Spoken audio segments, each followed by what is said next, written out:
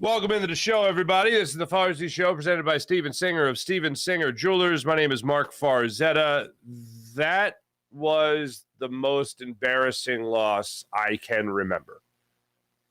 That was the most embarrassing loss of my lifetime. Watching the Sixers play the way they played yesterday in Game 7 of the Eastern Conference semifinals against the Boston Celtics, the way Joel Embiid played, the way James Harden played, what they had to say afterwards, how they acted afterwards. That was the most embarrassing loss I have ever incurred as a member of the Philadelphia fan base. Forget media or anything. That was absolutely embarrassing. And it got me thinking, because that was, as I was watching the end of the game, those were the thoughts going through my brain. And I started thinking about all the terrible losses, and I'm like, as far as embarrassing, though, what was more embarrassing than that? And I'm thinking, like, hey, well, let's talk about the worst losses, just to go down this horrible spiral of shame and embarrassment and horrible memories. All right, well, I mean, Joe Carter comes to mind. You know, that was 11 years old when that happened. I was like, well, this really sucks. And that did. In fact, it really did suck. But it wasn't embarrassing. You hung in there with the Toronto Blue Jays for a team of cast-offs and throwbacks and all that stuff that Harry Callis called them. It was amazing, right? And you had this incredible season. And no one saw it coming. So it was almost like that entire year you're playing with house money. But you lasted for a Game 6. You had a great chance to win a Game 7 if it went that far, which it didn't. And you went in, that sucked. That loss just sucked. It wasn't embarrassing. 27-10 getting blown out, as it looked on the scoreboard, by the Tampa Bay Buccaneers in the final game at the Vet in the 2002 NFC Championship game. Rondé Barber pick 6, baby. That sucked, but it wasn't embarrassing. I mean, it was extremely frustrating. No doubt you were a favorite going into that game. And if you score that touchdown, you're down, I think, a field goal with 3 minutes left. So it was like they were really fighting, man. They were really fighting. Yeah, you're down a field goal. And Rondé Barber pick 6 ends up 27-10.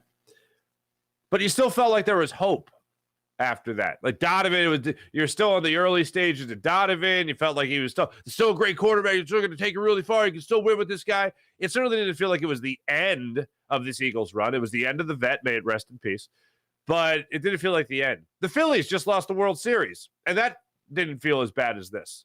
The Eagles, they just lost the Super Bowl. But it still feels like there's so much yet to be enjoyed from Jalen Hurts that you really do feel like you're going to be back there. There's no guarantees. Dan Marino made it there early, never made it back. You know, we could go over that. But there's after those losses, there was still hope. This is a embarrassing, devastating loss. And in those other games, they went to a Game 6 against the Astros. The Phillies did. The Eagles were leading at halftime by 10 points, and you felt pretty good about it. And then they blew it. We look more at Jonathan Gannon in the defense than we do the entire team. But this was the entire team got blown out and embarrassed against the Boston Celtics. Embarrassed. They didn't belong on the same court. And I started drinking the Kool-Aid. I started getting excited that after Game 5, oh, my God, they're coming home. Game 6, they're going to win this, and they're going to do it. They're actually going to do it. This is different. Now, Joel Embiid's playing with that edge. James Harden is great. And Tyrese Maxey's found his stride and all that. And P.J. Tucker's hair, right? All that. And the Boston Celtics were, yeah, all that's adorable. We're going to go ahead and take over the fourth quarter of Game 6, which is exactly what Jason Tatum did. And we're going to take over in the second quarter of Game 7 at home.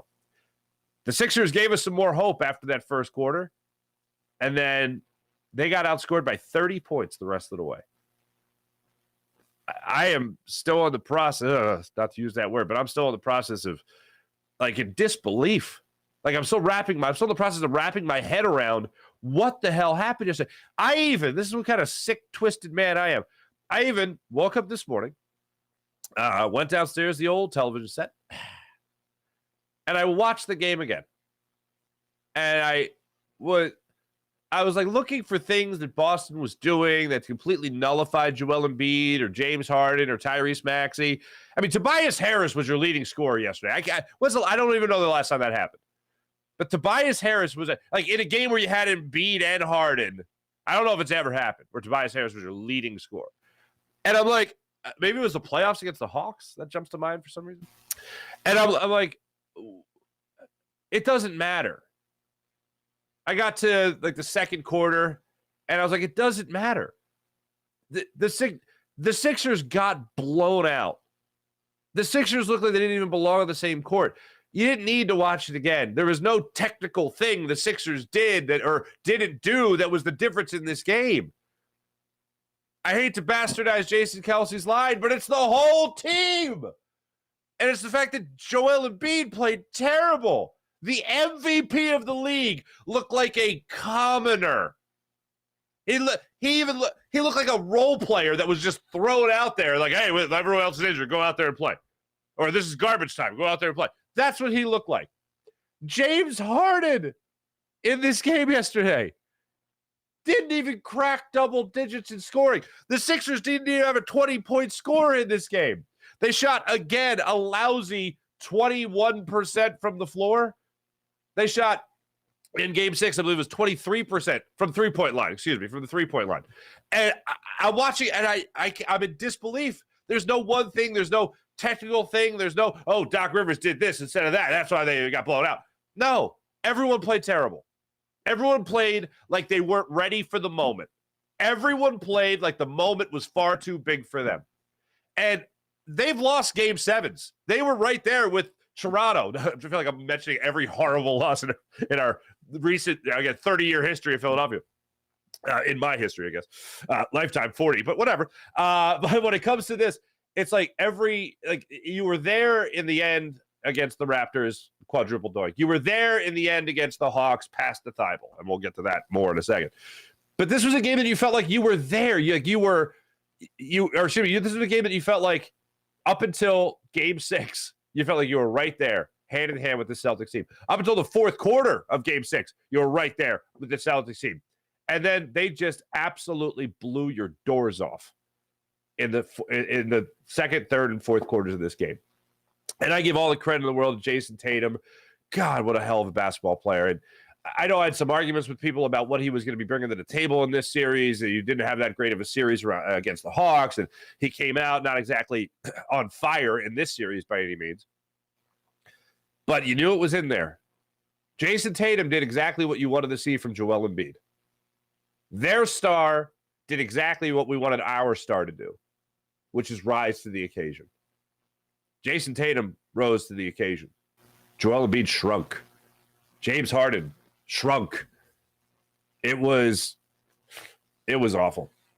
And it didn't make it any easier when you saw after the game Joel Embiid broing it out with Jason Tatum. Now, I'm not the guy that after a football game you see guys exchanging jerseys, fine. I'm not the guy that gets upset even after a playoff series if guys are shaking hands or hugging. That's fine. That's called respect. That's called losing with some grace and some dignity. Saluting the winner. I have no issue with that whatsoever. But whatever the hell happened between Joel Embiid and Jason Tatum where they broed it out for like 15 seconds and were laughing and smiling, I didn't need any of that. That made me, like, my blood was already boiling. My head just shot right off my shoulders. I was like, can I get like crying Embiid again? Can I get even the Embiid that lost with some dignity against the Hawks, where he went up to Trey Turner, where he went up to Trae Young, and he like hugged him, but he saw that he was sad and depressed, and he was just wanted to be a good sport about it, and he was showing some sportsmanship. I don't mind that. That's called sportsmanship. That's a good thing. That's called losing with some honor. In this, he was like laughing and smiling, and I'm like, do you even know what just happened? You just participated in the most embarrassing loss in Philadelphia recent memory. I couldn't believe it when I was looking at it. And again, I'm not the guy to be like, oh, well, I'm not the guy to call this out, but it just so frustrated me to watch him after that game, just all smiles and puppy dogs and ice cream and unicorns with Jason Tatum. And then after the game, anything that they said just pissed me off more. Here's Joel Embiid. We'll go to him first, what he had to say after this loss, because I do not feel like this is the time to reference this. Here's JoJo. I got to be better, and I will be better. That's what I'm focused on. You know, all of us, we got to, come back and find ways to just keep improving and, help the team. You can't win alone. I can't win alone.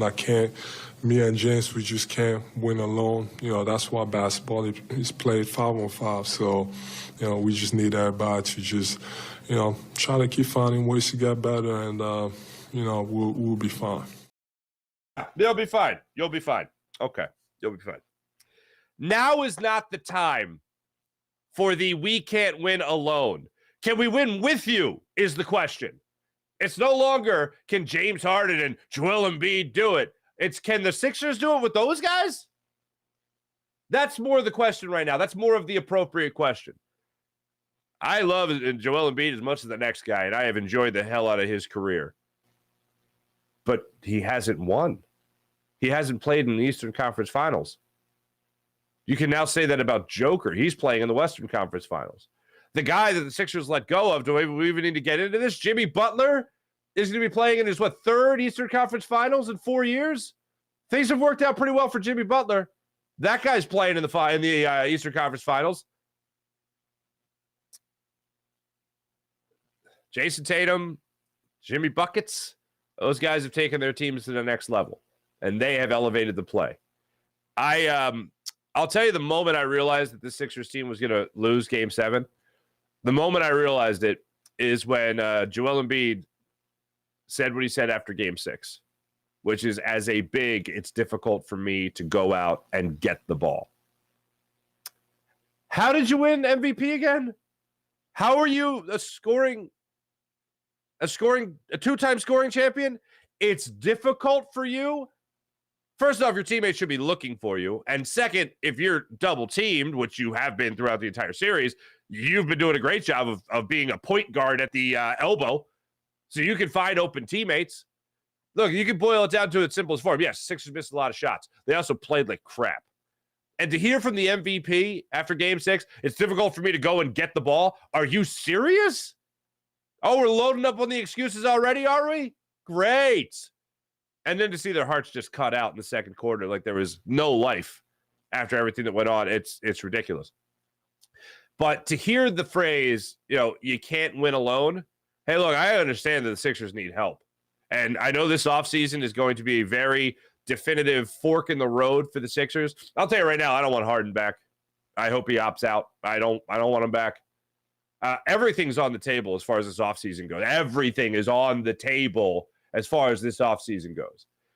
But I listened to that with Joel Embiid, and I thought, this is not the time to talk about how you can't win alone, how you and James can't win alone, because that's not the question anymore. The question is, can they win with you? And I understand for a lot of people that might carry a lot of weight, just asking that question. That might be a low blow. That might be a gut punch, but that's the reality we're in. I didn't choose this reality.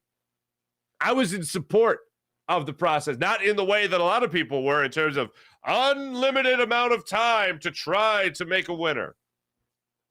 And when judging the process, I know a lot of people, they put that hand in hand with Sam Hinkie and whether or not he failed and all that stuff. Well, I mean, he literally gets incomplete on all of it because the NBA forced him out, as we all know. Joel Embiid even acknowledged it. But the bottom line is that regardless of whatever you want to say about Sam Hinkie or the process, this is another year. This right here is another year of the process being a failure. There's no other way to look at it. The other years, similar to the Eagles just losing the Super Bowl or the Phillies losing the World Series, or you go back to the Eagles losing in 2002 with Rondé Barber pick 6. Like, there was hope. There was, there's more after this. The Sixers losing to the Raptors. There's more after this. Okay, this is just the beginning. This ain't the beginning. Joel Embiid's going to be 30 next season. You don't have that same feeling of there's more after this. James Harden, even last year, I know he disappeared in the playoffs, but even last year, you're looking at the team saying, all right, you know what? It was just 1 year with James Harden. He was out of the trade deadline, and they're just going to get a full year together, and they're going to be better next year. And they were better this year. but the end result is still the end result. The end result is the same. You're watching the Eastern Conference Finals. So listening to that from Joel Embiid, it's not a matter of, well, okay, we can't win alone. Yeah, that's great. Can we win with you? That's the bigger question. Doc Rivers after the game, a couple of things, and we got more to say on Embiid, we got more to say on Harden, but a couple of things. When it comes to what Doc Rivers has to say here, this is not the time. Like, I've never seen somebody lose and try to rub it in somebody's face that they didn't lose as bad. Like, that's not a brag, man. Anyway, here's Doc Rivers after the game, what he had to say about it. I'm disappointed. I thought we had the right group. I really did. And I knew, it's funny. I look out and I you talk about keeping receipts sometimes, you know what I mean? I don't think a person in this room picked the Sixers, not one. But we did. And we chose to believe that we could win anyway. And we almost pulled it off. Game 6 will be something we'll think about. Game 7 will be something we think about.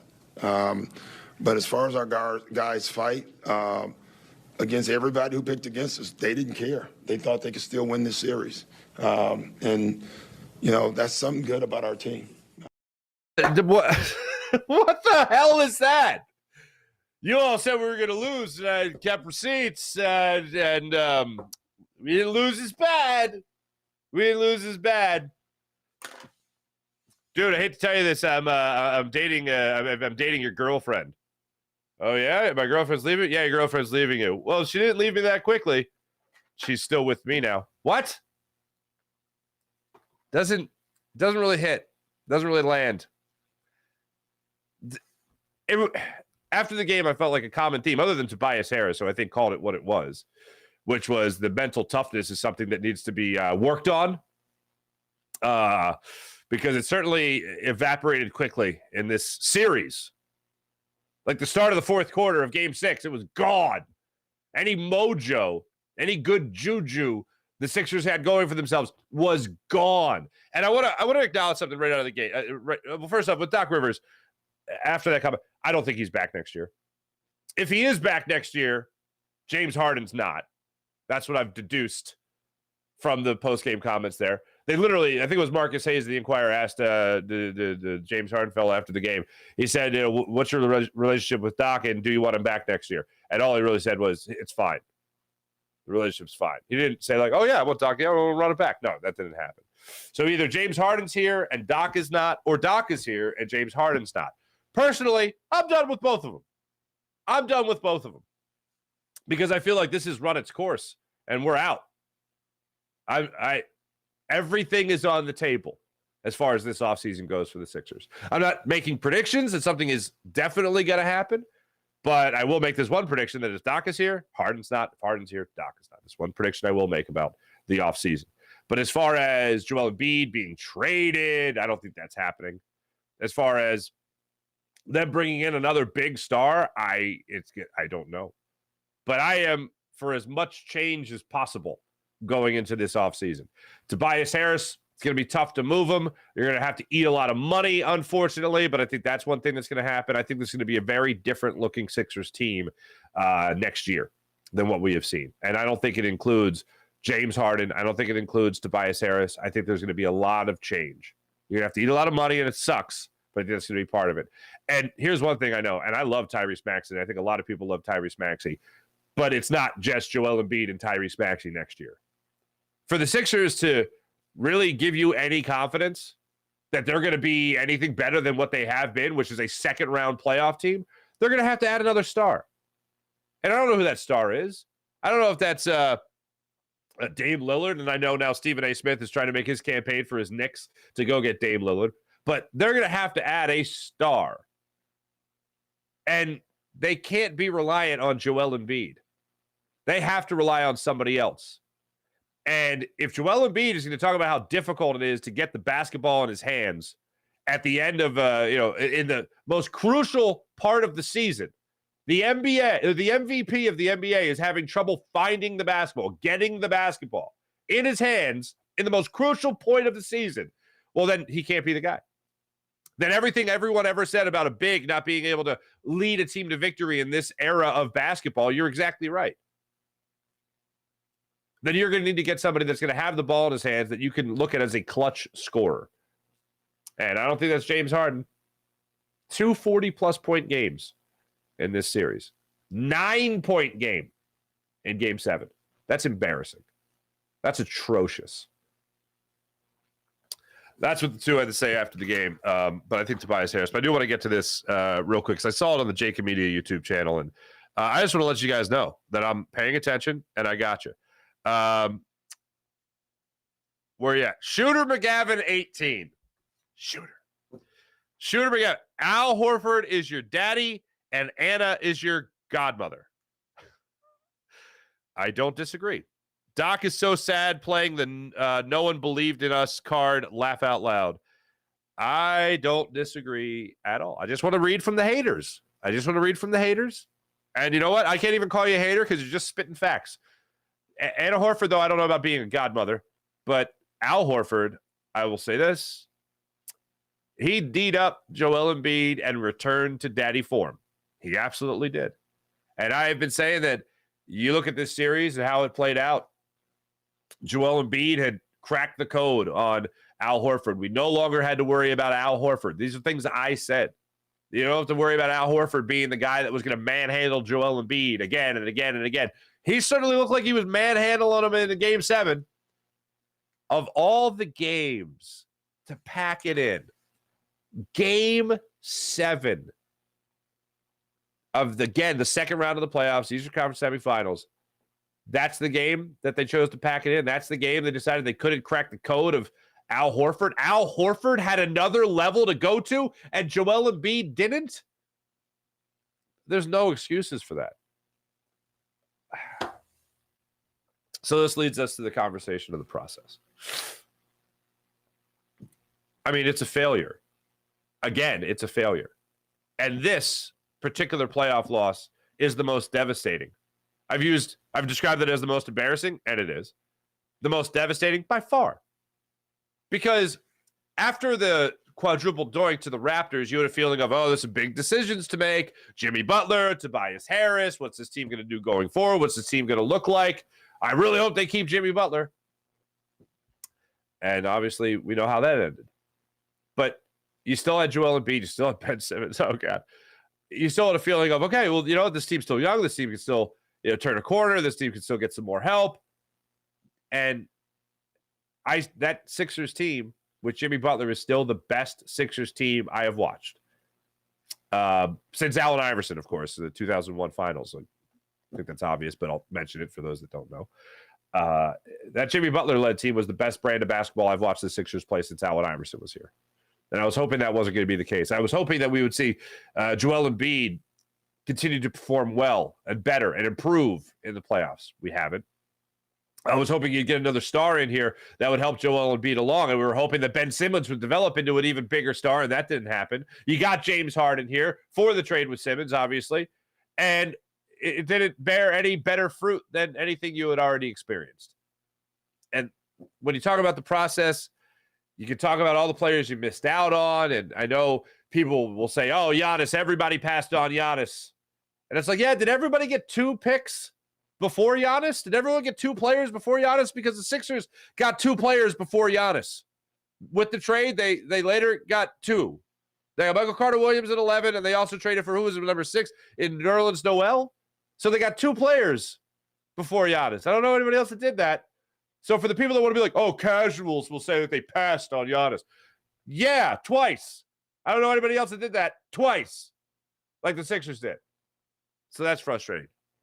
You look at Devin Booker being on the board. Like all these guys, you can go through the revisionist history of all the guys that could have been slam dunks. But the fact of the matter is, you had all these assets with the process, and you handed these assets to 3 different people. And for a time, 4 different, because Brett Brown, oh my God, Zaire Smith and McCall Bridges. Jeez. You couldn't have had a better stable of assets. All the credit in the world for Sam Hinkie to get those, which is great.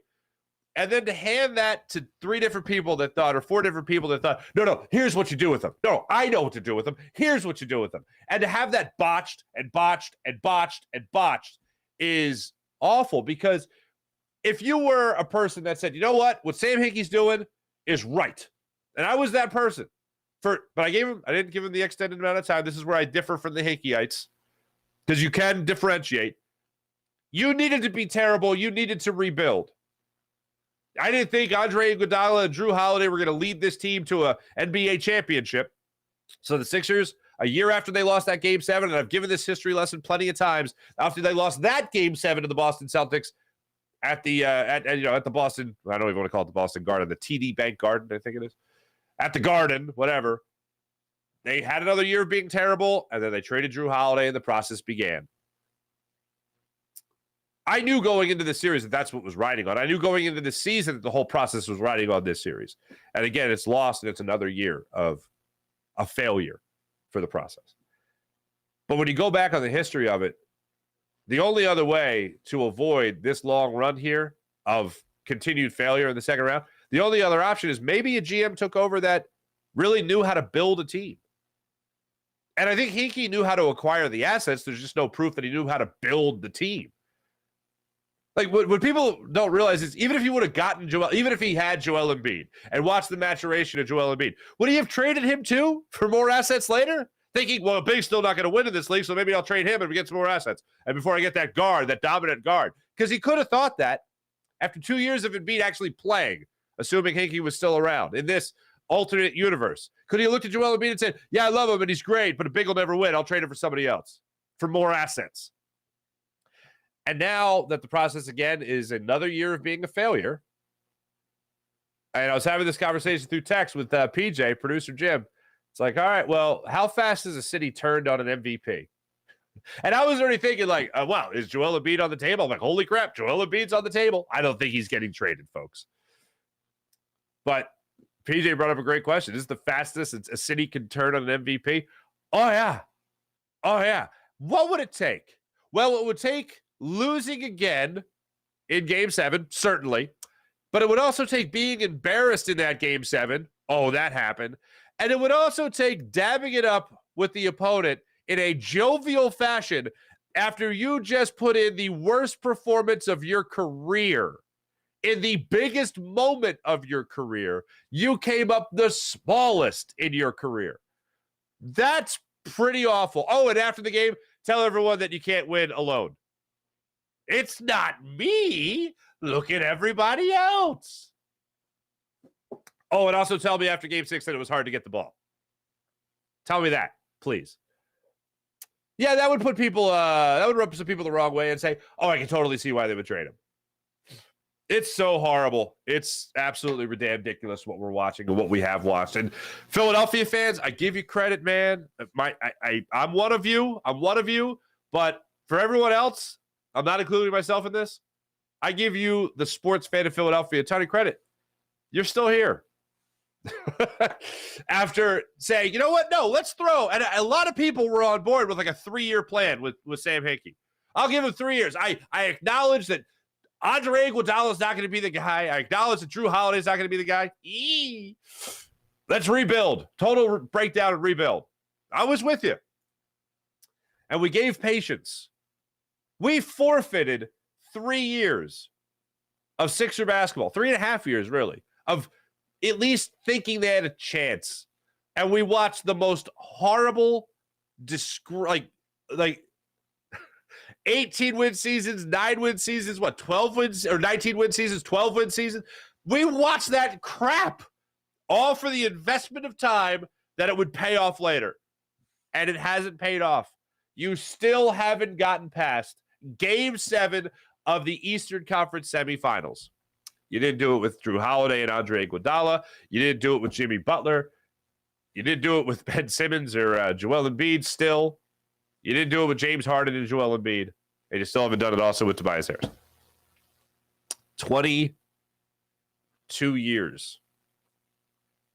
22 years, and you dedicated at least 3.5, maybe 4 years of being god-awful in the hopes that it would pay off. I know there's some people that do have the argument well, the process didn't fail. The process worked. You got Joel Embiid. That's your justification for the process being totally worth it? I don't think so. And I love JoJo. But there's no justification. There is no way. We got Joel Embiid. You know what it's called when you're terrible and you get one really great player? You get one, well, I should say really good player. Great players win in the playoffs. But you get one you get one thing. You get one guy out of that. That's called a tank. You can tank for one great player. You don't have a process. You don't have 3 years of being terrible for one great player. That's called tanking, and you can accomplish that with tanking. The biggest question that I'll have is, like, in the revisionist history, is if Hinkie got at least one more full year, if Hinkie got one more year, if he got 2 more years, if he was allowed, to continue this process, what would have happened? What would have happened with those assets? Because we all know what happened. Like, you could not have handled it worse. If the NBA forces in the Colangelos, and then Jerry Colangelo has the the burner account debacle, and then Brett Brown has a draft, and then Elton Brand gets hired, and Elton Brand says, I'll show you what I can do. Jimmy Butler's here. Tobias Harris is here. End of the year, Jimmy Butler's gone. Tobias Harris still here. You couldn't have traded what you traded and then not signed at least one of them, and they brought Tobias Harris. And the funny thing is, after that, so Elton Brand's gone, and then Daryl Morey comes in. That's another set of fingerprints on all this. It could not have been handled worse. Our investment, this is what we did for people that said, you know what, maybe not 10 years of this, but maybe 3 years of this. For the people like me that said, okay, you know what, no, you're not going to win like this. So let's take this investment and let's hand it to Sam Hinkie and say, what can you do with it? The NBA says, all right, we're taking your investment now that you gave it to Sam Hinkie, and we're going to give it to Brian Colangelo. Brian Colangelo is going to have it. Now Jerry Colangelo is going to have it. Then he's going to take this investment, and he's going to give it. He's going to give it over here, and he's going to give it to, who was it next? It was Brett Brown for a heartbeat. And here's what he's going to do with it. And then it was Elton Brand. And here's what he's going to do with it. And now it's going to be in the hands of Daryl Morey. If you're watching your money, if this is an investment that you made financially, and you're watching this go from people to people, and you're seeing a depreciating asset throughout, you're going to be a little worried. You're going to be a little panicked. And sooner or later, you're going to just want your team back. You're going to want your money back. You're going to want your investment back. I don't think we're recouping on this investment, folks. We're certainly not recouping on this investment. It's not paying dividends, not even a little. And I would have loved to have seen what could have happened in a couple more years with Sam Hinkie, because if you would have told me you get Sam Hinkie for 2 more years, or over the next 4 years, you're going to have like 5 different GMs, I would have been like, yeah, I'll just keep it with Hinkie. Let's see how this guy tries to work out his plan. It's so terrible. Getting back to what I was saying earlier about everything being on the table, everything's on the table. I don't think Joel Embiid's getting traded, but if somebody calls, I'm listening. I would have thought that would have been ridiculous before the season started. MVP, I don't give a damn. Congratulations on your regular season award. That's great. I'm happy that he won the MVP award. You know what? I still think Embiid is back next year. I don't think he's getting traded. Ask me yes or no question. Is he being traded? No. The one thing that I like about him winning the MVP award is that you've checked that box. Now go win a championship. Nothing else matters. He's already been an MVP. I don't care about it anymore. Good for him. It's a great thing to have.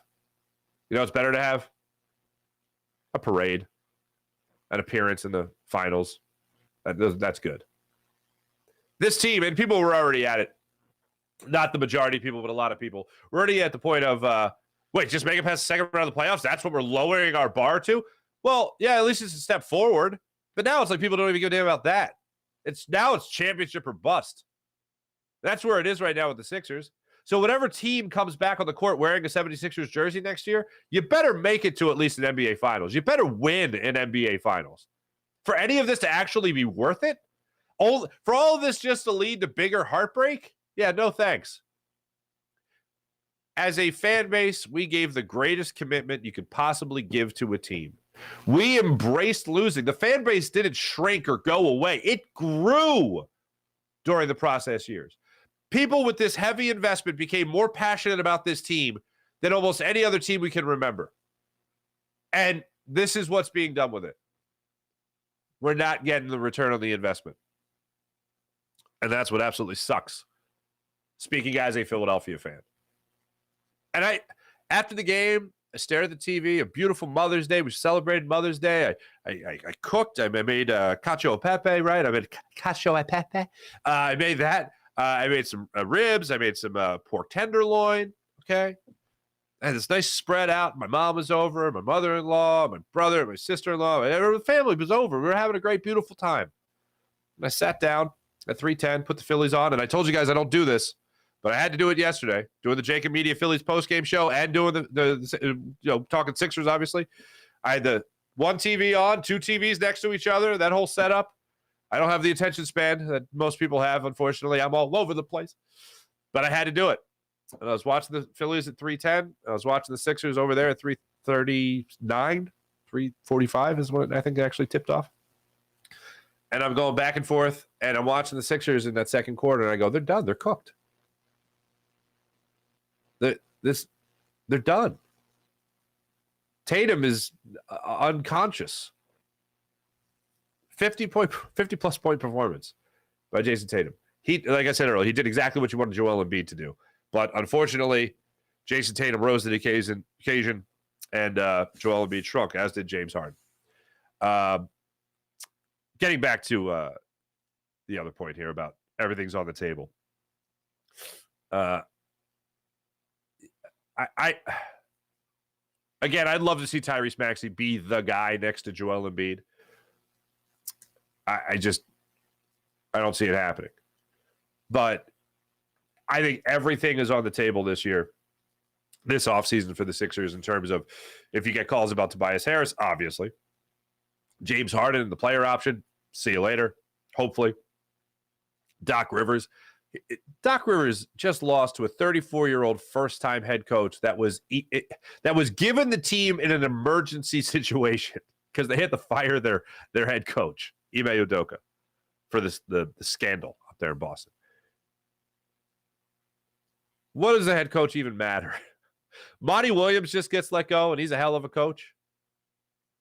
Nick Nurse won a championship beating the Sixers with that quadruple doink. And yes, if Kawhi Leonard doesn't go to the Raptors, they're not winning that championship. All right, let's just get that out of the way. But tell me again about what a coach is supposed to do? Doc Rivers isn't going to go out there and snap his fingers or draw up some play that's going to have the Sixers shoot better than 23% all of a sudden or 21% from beyond the arc as they did in this Game 7. Yes, making shots has a lot to do with it. But it also shows that team is focused, man. That team is laser focused. And that's what the Boston Celtics did. Ultimately, it comes down to players. And I know people are going to debate and yell and scream about Doc Rivers. They're going to do that a lot. Doc Rivers this, Doc Rivers that. Doc can't be back. And I don't think he should be back. If it's up to me, he's gone. But I'm not just looking at Doc Rivers here as firing Doc Rivers is the most flexible way of trying to solve this problem. It's the Band-Aid on a gushing wound, excuse me. That's what it is. You don't have players here. You have an MVP, but you look at the playoffs and he's either hurt or he shrinks to the occasion. It's terrible. Ben Simmons tweeted out a picture of him watching the game, I assume at home, and people are all up in arms about it. I really don't care what Ben Simmons is doing. I know that he's home. The fact that he's watching it, is that supposed to be some kind of brag? Him tweeting out that picture is Doc Rivers' energy when saying, I kept receipts of all the people that said we were going to lose. You did lose. Ben Simmons tweeting a picture of him at home watching basketball. Is that supposed to be any different? That's what he's done a lot of in his last 2 years is watch a lot of basketball. You know what's nice, though? Right after he took that picture, he passed the remote to Thibault. Hey-oh! Come on! These are the jokes, folks. Anyway. Steven Singer Jewelers, one place, one price, perfect price online at IHateStevenSinger.com. That's IHateStevenSinger.com. When it comes to Mother's Day and all wonderful days, go to Steven Singer Jewelers. Maybe it's your wife's birthday coming up. Maybe it's your anniversary. My anniversary is coming up. So Steven Singer Jewelers, one place, one price, perfect price online at IHateStevenSinger.com. And it's home at the perfect price where you're not going to get, You're not going to get gouged. You're not going to feel like you have to hassle and negotiate. You can just go there, sit there. Price is the price. Very easy. And it's a beautiful price. It's a perfect price. While other jewelers are marking things way up, Steven Singer's marking things right at that perfect price. You don't feel the need to negotiate or haggle. Steven Singer Jewelers, online at IHateStevenSinger.com. Always fast and free shipping at IHateStevenSinger.com. Let me tell you about the great people at Manscaped. Manscaped.com, the leader in below-the-waist grooming. Join 4 million men worldwide who trust Manscaped. You'll love their Platinum Package 4.0 that includes their Lawnmower 4.0 trimmer, as well as their Weed Whacker ear and nose hair trimmer. And yes, they do come with skin-safe technology that helps reduce the risk of nicks, so you can manscape with confidence and comfort. So check out Manscaped, manscaped.com. Use promo code Farzy for 20% off and free shipping at manscaped.com. How about the amazing people at Freestone Farm CBD, freestonefarmcbd.com. You'll love their tropical tasting Bayox that clocks in at a chart-topping 24.1%, and Super CBD, which is half Hindu, Kush, and 25%. Genetics of these guys are off the charts. So try Freestone Farm CBD at freestonefarmcbd.com. How about PHL Sports Nation? Philadelphia Sports Nation, enhancing your Philadelphia sports fan experience across all social media and blogs. That's phlsportsnation.com. Let's get into the chat check. Started over on the Farzy Show channel here. Oh, my goodness gracious. Everybody. Sean Kilrain, good morning. Good morning to you. Tatum literally killed us in Game 7. We're all dead. We've all died. 51-point performance. Losing in that fashion was like the Celtics were just toying with us for the previous 6 games. That's what it was like. Travis, what's going on, Travis? I told y'all Miami Heat before the playoffs. No one think the Heat is a threat. Now they are going to finish. Now they will finish the Celtics. I hope so. I can't root for the Celtics. I'm a big believer in root for the team that knocks you out. I can't do that with the teams. I can't do that with the Dallas Cowboys, the Pittsburgh Penguins, and the Boston Celtics. New York Mets. Yeah, that's it. So, yeah, the hell with the Celtics. April, good morning. Sean Kilray. Embiid with those comments about him and Harden, them just playing when it's 5-on-5. This equals loser mentality. Sean, I agree. Ooh, Mike Fuji, that's a good one. 2000 NHL Eastern Conference Finals, blowing a lead to the Devils, being up 3-2. Yeah. Yeah, I was really surprised by Joel's comments afterwards. Like, bruh, you didn't show up in the second half either. Yeah. PJ tweeting in for Farzy Show. 51 freaking points. That's how I read that, PJ. I think that's appropriate. Yeah. I think that was an accurate, dramatic reading. Sean Gillespie, blow up the entire Sixers organization. That stupid process ruined the Sixers. Such a lackadaisical play for the last 2 games. I concur. Yeah, officially blew up the process. If it wasn't already, April, I don't necessarily disagree. Travis, Harden and Embiid combined for 20-plus points. 20-plus points record least? Maybe. Ooh, Sean Kilroy's got a plan. You do this trade. Dort, Giddey, Jalen Williams, 5 first-round picks for Embiid. Thoughts, Farzy? I'm in. Let a new process begin. Morey and Doc probably don't, since Harris is too concerned with buying the Commanders. Josh Harris, that is, not Tobias Harris. I got nothing for Josh Harris. I've said this before. Josh Harris is a businessman looking to make more money. If he happens to win, that'd be Josh Harris is the maybe encompass ownership. Like, here's the thing. Mark Cuban won a championship with the Dallas Mavericks. I know a lot of people would love an owner like Mark Cuban, but he did win a championship. It's not just all gusto. He's got a trophy, okay? He's got a Larry O'Brien trophy to prove that he actually gives a damn. With Josh Harris, the trophy is money, and I'm not knocking him for that, but when you buy a sports team, especially in the city of Philadelphia or a city like Philadelphia, that's heavily invested emotionally in this team and financially, I'd love for you to give a damn. Not just find it as a nice thing to win a championship. Clay Urey, what's up, Clay? The league is a 3-and-D league. The Sixers aren't with the times. They're playing an inside-out game. They're playing an inside-out game in an outside-in league. No disagreement. Sixers team is okay with losing. Congratulations on the MVP win, though. Sean Gillespie. Thank you, Sean. Jeff, next steps. 1, Doc is asked, and Doc steps down. I would agree with that, Jeff. 2, Harden opts out, goes to Houston, max deal. 3, Toby traded. 4, Embiid traded to Miami. Get back Bam and Hero. Strauss, 3 first-round picks. Jeffrey, I don't mind it. You have my attention. Jeff, I don't mind that at all. I'm in, man. I'm in. Here's the thing. I think one of those first-round picks is going to be good because the Heat are going to have a first-round pick that's going to be not so good, like 25 to 30, right?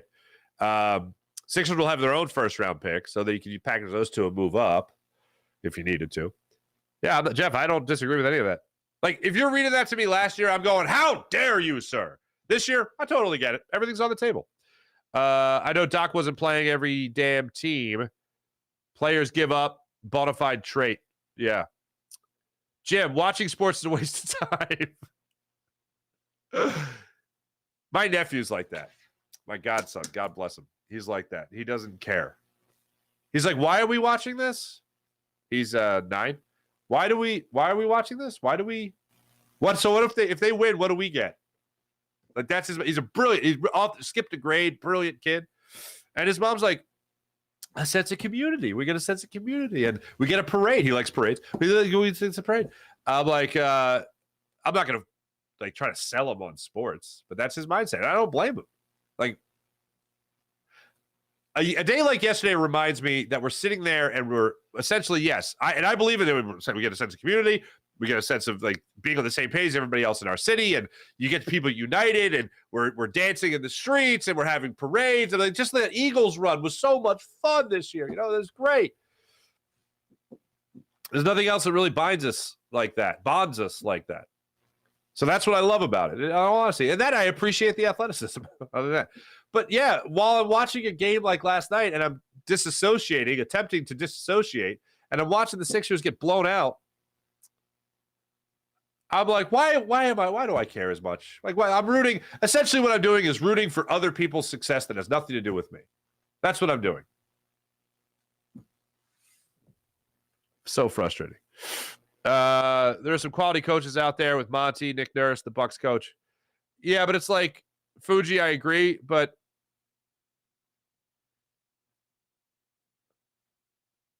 like, who the hell was Eric Spoelstra before LeBron James? And Eric Spoelstra, you know what he was? He was a great coach waiting to be discovered. And LeBron James, yeah, put him on the map. But the Heat are still a very relevant basketball team. And the Heat are still advancing past the Sixers. Who the hell's Joe Mazzulla? Huh? Who the hell was Nick Nurse? Like, all these guys were guys that, and are guys that, like, nobody knew about. Like, Doc Rivers, everybody knows about. It's a retread move. Getting Nick Nurse, I like him. Getting Monty Williams, I like him. But it's like, I know a lot of people, it's popular to fire the head coach, and it's always popular to fire the coach. I'm not looking at Doc Rivers. He's not my crosshair. Like, if he's gone, fine. But my crosshairs really don't have Doc Rivers there. My crosshairs aren't on Doc Rivers. My crosshairs are on Joel Embiid, James Harden, Tobias Harris, everybody on this team. The players are the problem here. That's when your players are a problem, that's a bigger problem than the head coach. But like in any sport, it's easier to change the head coach than it is the players.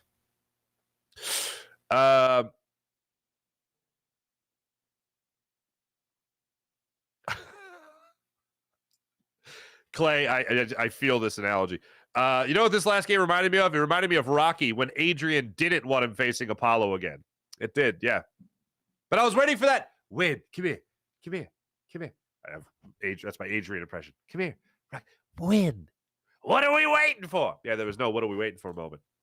MS69. The process ended with Hinkie was fired and the Colangelos came in. Definitely definitive. Mihai Sanchez, Flyers got new ownership and Keith Jones, hockey genius. I trust the Flyers now more than the Sixers. Wow. Also like Bryce Harper's fire. I like Bryce Harper's fire, you'll say. That was great.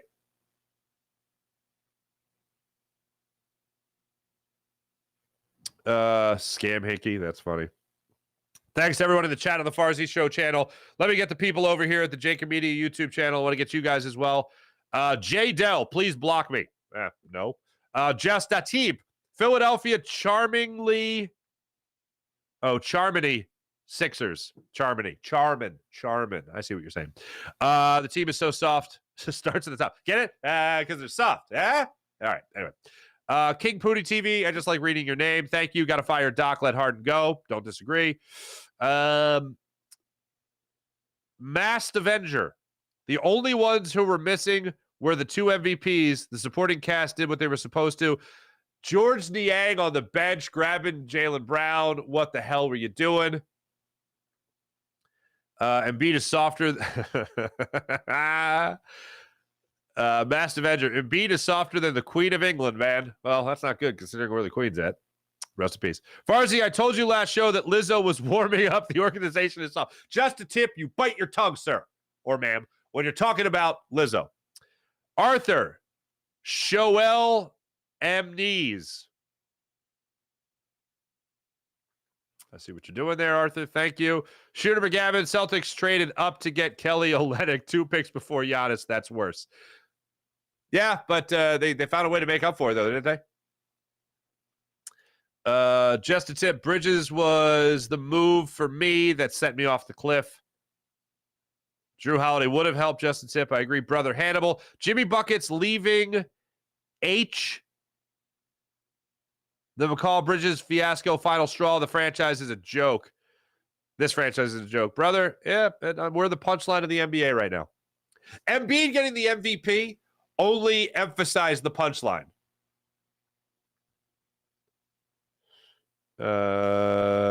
Eagles fan James Hardhead couldn't make this bed. Couldn't make his bed. Yeah, it's pretty true. Keep Embola. All right. And Maxey and get rid of everyone else. Yeah. I think that's the most likely scenario. But you're not going to get rid of I don't think you're trading PJ Tucker. It's going to be hard to move Tobias Harris. I think Tobias Harris gets moved. Let's break it down like this. This is an easy way to put it. Of your starting 5, I think Maxey and Embiid are back. Everybody else, Harden's probably, Harden. PJ Tucker's going to be very difficult to move because of the money. So I don't think he's moved. So of the starting 5, 2 are definitely back and 1 most likely. So I think you're going to have 3 of the same. 2 of your starting 5 are going to be gone. Just a team. It's called luck. Well, the Sixers don't have any. Oh, just a team. Fultz better than Harden. Brother Hannibal, only thing Embiid gave a damn about was the MVP award. After the game, he was smiling, hugging the Celtics players. Get the hell out of here. AI would have went into the locker room with 10 seconds left of the game. Devil still series still hurt. Shooter McGavin, the Miami trade is kind of fair. It is. Not bad. Spread out the picks. Butler will get old. You might be a nice pick. I don't disagree. I missed some other. King Pooty TV, Colangelo, BS, and stupidity set us back 5 years. Yeah. Thanks, everybody in the chat. You guys are great as per usual. Appreciate you. Phillies lost 4-0 to the Colorado Rockies. In case you missed it, Bryce Harper did go off on Bird, the relief pitcher for the Rockies. Bird was taunting the Phillies bench. Kyle Schwarber took exception to it, and he just kind of stood and taunted back. Harper got out of the dugout and lost his damn mind. And it was nice to see, yes, this is no consolation prize, but it was nice to see somebody in Philadelphia sports give a damn yesterday. And Bryce Harper gave a damn that his team was getting trash talked to. This Sixers loss, I said it, it's the most embarrassing loss I can remember in Philadelphia sports history that I've been alive for. There have been devastating losses for sure. Losing, as I mentioned, with the Rondé Barber pick 6. Devastating losses in terms of the quadruple doink with Kawhi Leonard. We've seen our share of tough losses, certainly. Super Bowl, World Series. Don't have to go back very far, a couple of months. But in terms of just absolutely devastating, with those other losses, you had a sense of hope after them. After the Eagles lost the Super Bowl, sense of hope. You'll be back here with Jalen Hurts. Phillies lose the World Series with Bryce Harper. Feeling of, you'll be back here. This team is just coming together. This Sixers team, it feels like the end. When you entertain the idea of trading the reigning MVP, if that's not the end, I don't know what is. I'm hoping it's not. I'm hoping there's some magical, mystical trade that Daryl Morey can pull off to make this team relevant and compete for a championship. I just don't see it. So this does feel like the end. And that means for even the people that were modest with the process as supporters, that said, you know what, 3-year plan. Let's go with tanking as much as possible, acquire the assets, and you see what you can build after that. Regardless of Hinkie, the Sixers as a franchise, as an organization, did not cash in. And we did not get rewarded for our investment as a fan base. And that's what makes this loss so tough to take. Everything's on the table now. Be back with you guys tomorrow, trying to make even more sense of it. Phillies are back at it tonight against the San Francisco Giants. They start a 3-game series in San Francisco, 9:45 start time. Be back with you guys for the post-game show on the J Community YouTube channel for you right there. Thanks for watching. Thanks for listening. Jim Hyden produced the program, did a wonderful job. I'll be talking more about this on Fox 29 at 7:45 this morning. Lucky me. See you guys. Have a great rest of your day. Be back with you guys tomorrow. See ya.